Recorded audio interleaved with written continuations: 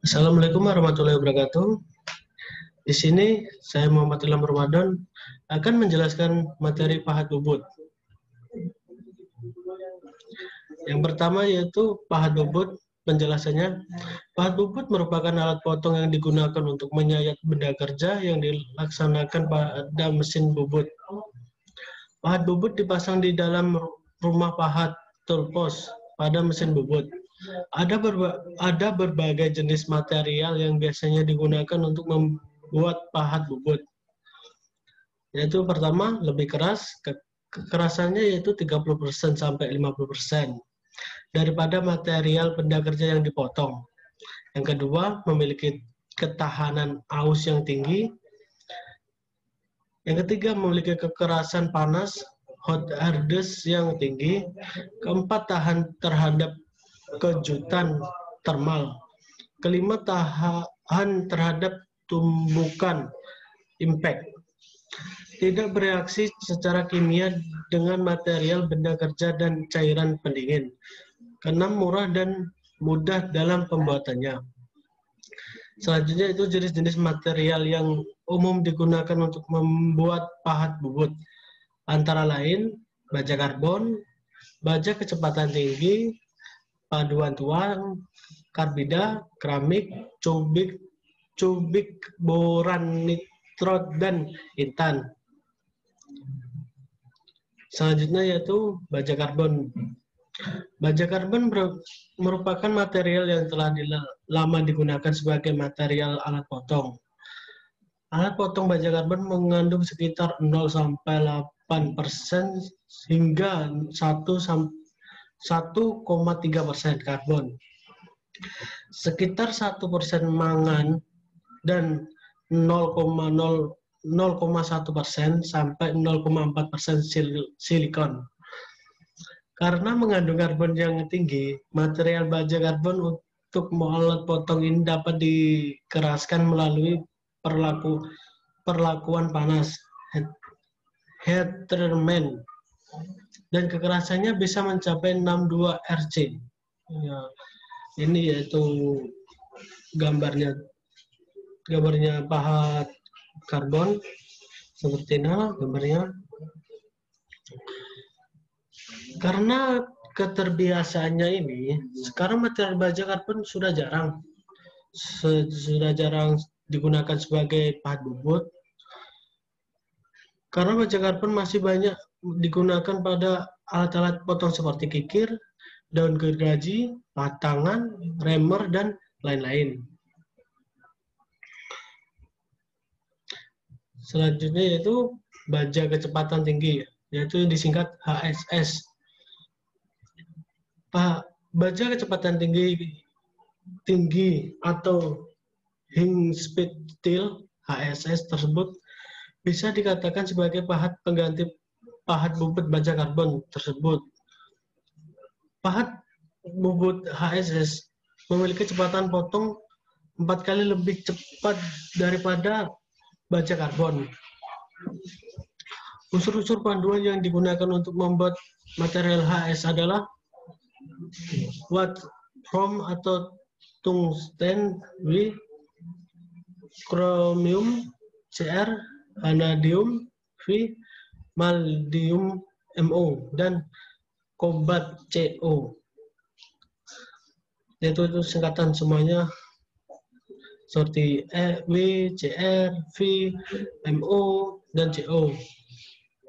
Karakteristik ini menggunakan HSS memiliki kecepatan potong yang lebih tinggi dan kinerjanya yang bagus daripada pahat karbon tersebut. Kecepatan potong pahat HS bersekitar 10-60 meter per menit. Di sini itu ada gambar pahat HS. Ya seperti inilah gambarnya. Itu yang berikutnya yang ketiga yaitu paduan tuang non ferro, yaitu alat potong alat bobot paduan tuang non-ferro. Itu penjelasannya. Unsur-unsur paduan material HS seperti kobalt, kromium, dan tungsten pada memperbaiki sifat-sifat pemotongan sehingga para ahli metalurgi mengembangkan suatu paduan tuang bukan besi non-ferro. Komposisi khas dari paduan tuang ini adalah kobalt 40% sampai 50% lah. Kadmium 27 sampai 32%,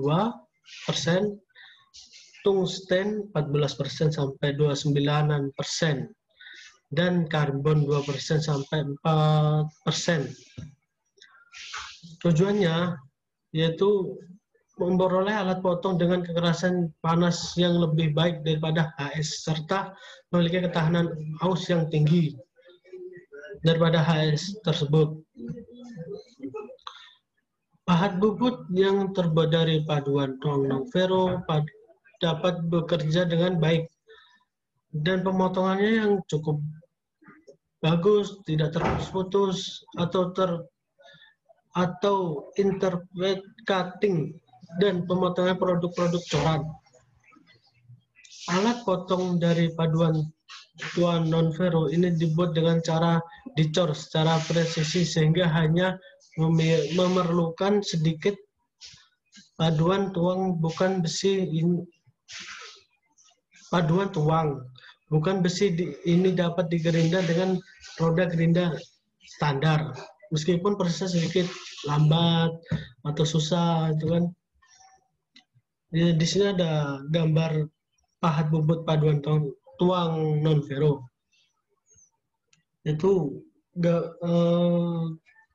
matanya itu lain dengan mata HS dan baja karbon.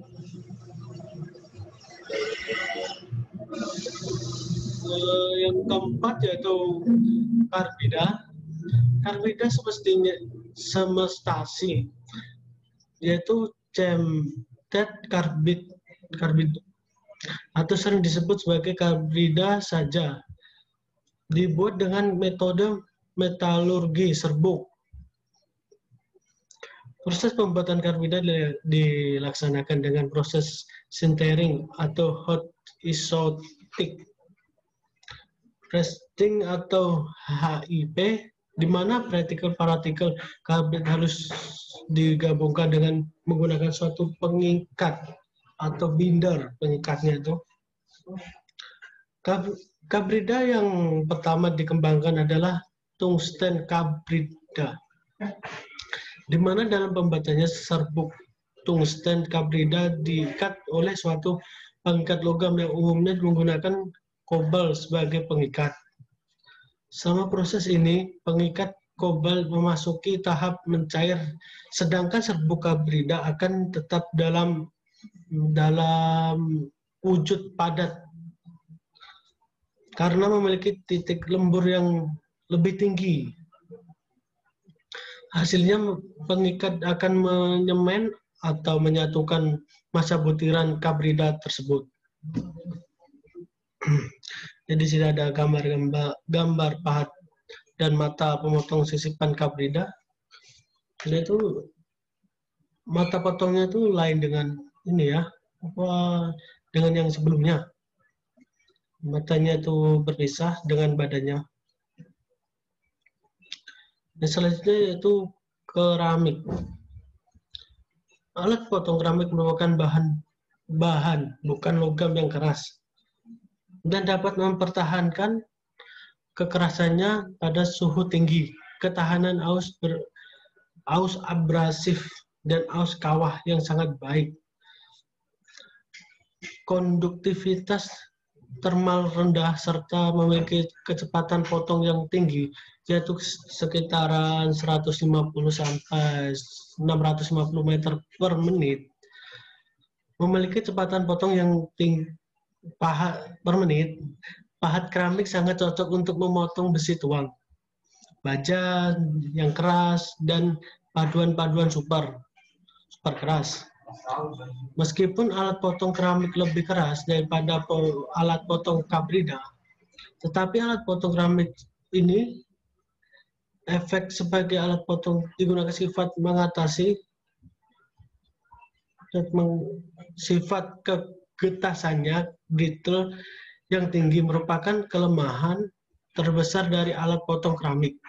Oleh karena itu, alat potong keramik tidak cocok untuk pemotongan terputus-putus, interrupt cutting, dan potongan berat.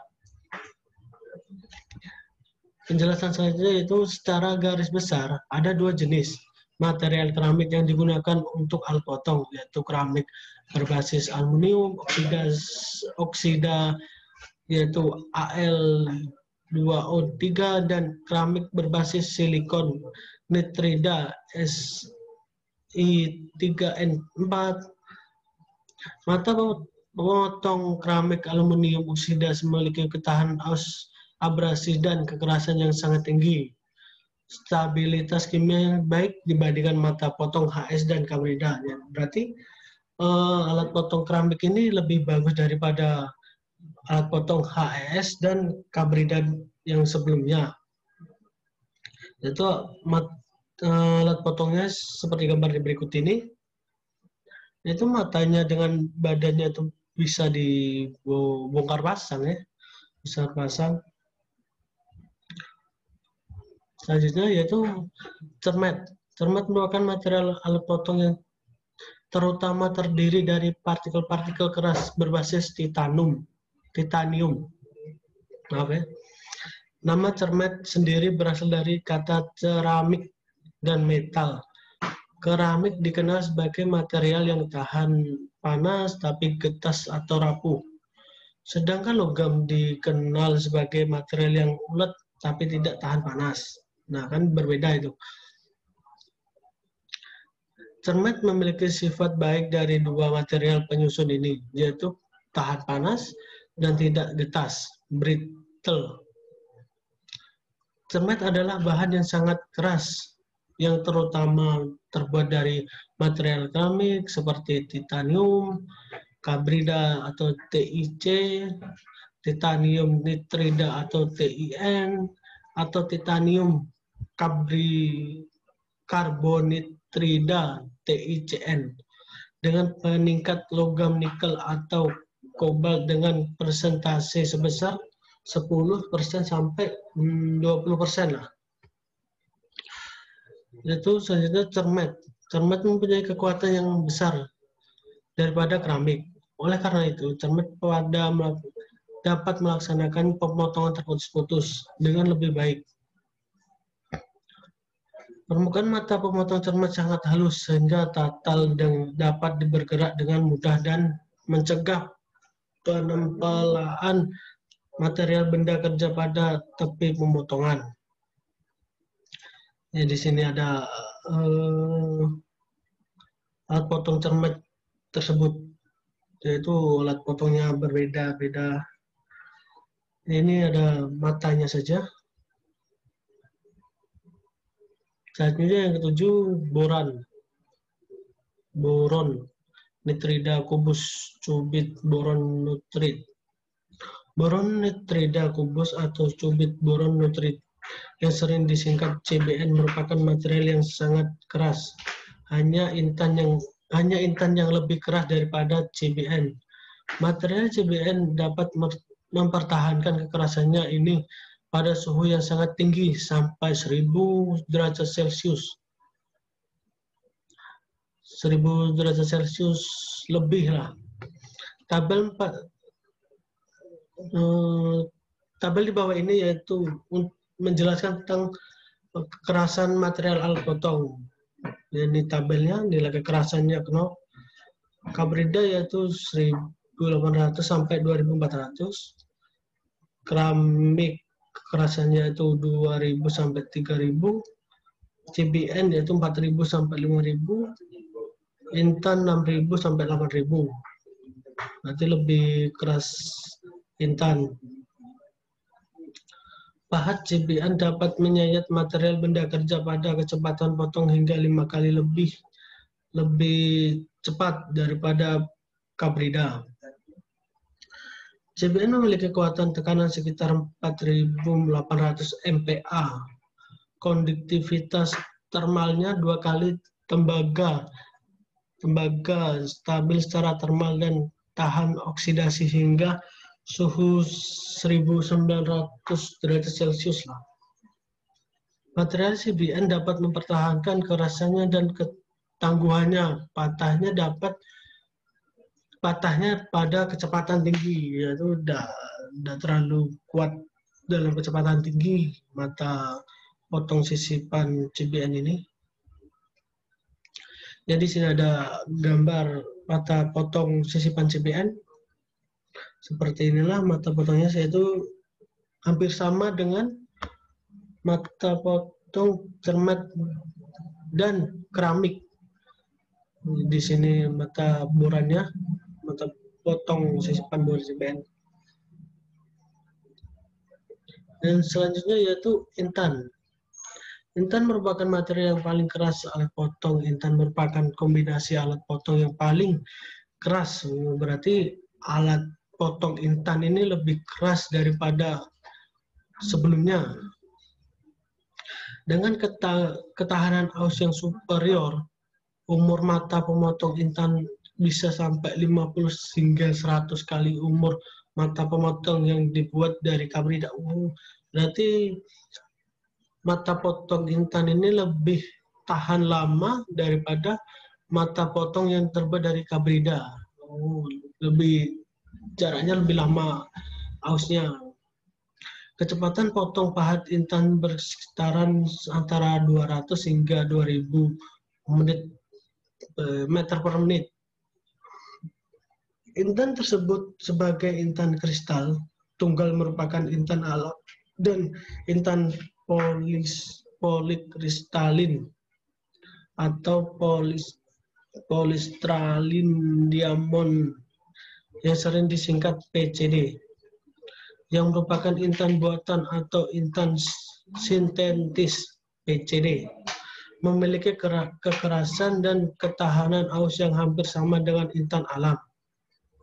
Intan sintetis memiliki beberapa kelebihan dibandingkan intan alam, yaitu kelebihannya pertama, intan sintetis lebih tahan kejut. Berarti intan sintetis ini lebih tahan kejut, lain dengan mata-mata pahat di sebelumnya, karena partikel-partikel intan sintetis mempunyai struktur orientasi yang acak. Kedua, intan sintetis lebih tahan haus. Berarti intan sintetis ini lebih tahan haus dibandingkan mata pemotong yang sebelumnya seperti cemai, boran, nitrodeokubus, dan sebelumnya. Yang ketiga yaitu intan sintetis tersedia banyak dalam berbagai bentuk dan ukuran. Berarti intan sintetis ini memiliki banyak ukuran, banyak bentuk, banyak varian dibandingkan mata-mata yang seperti mata baja, HSS. Yang keempat yaitu dibandingkan intan alam, intan sintetis relatif lebih murah.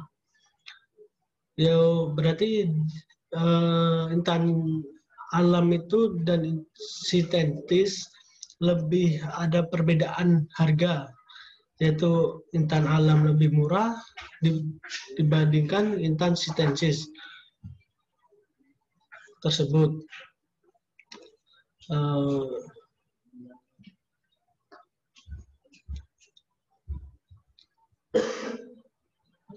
Jadi sampai sinilah penjelasan tentang materi pahat bubut. Sekian video dari saya. Assalamualaikum warahmatullahi wabarakatuh.